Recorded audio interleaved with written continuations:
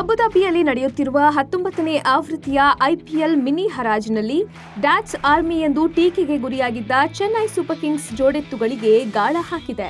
ಹೌದು, ಸಿಎಸ್ಕೆ ಈ ಬಾರಿ ಯಂಗ್ ಪ್ಲೇಯರ್ಸ್ ಪ್ರಶಾಂತ್ ವೀರ್ ಮತ್ತು ಕಾರ್ತಿಕ್ ಶರ್ಮಾ ಮೇಲೆ ಬರೋಬ್ಬರಿ 28.4 ಕೋಟಿ ರೂಪಾಯಿ ಇನ್ವೆಸ್ಟ್ ಮಾಡಿ ಕ್ರಿಕೆಟ್ ಪ್ರೇಮಿಗಳನ್ನ ಬೆರಗುಗೊಳಿಸಿದೆ.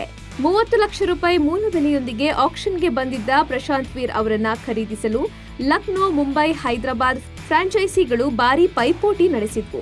ಆದರೆ 5 ಬಾರಿ ಐಪಿಎಲ್ ಟ್ರೋಫಿಯನ್ನ ಗೆದ್ದು ಬೀಗಿದ ಚೆನ್ನೈ ಸೂಪರ್ ಕಿಂಗ್ಸ್ ಜೋಡೆತ್ತುಗಳನ್ನ ಖರೀದಿಸುವಲ್ಲಿ ಸಕ್ಸಸ್ ಆಗಿದೆ.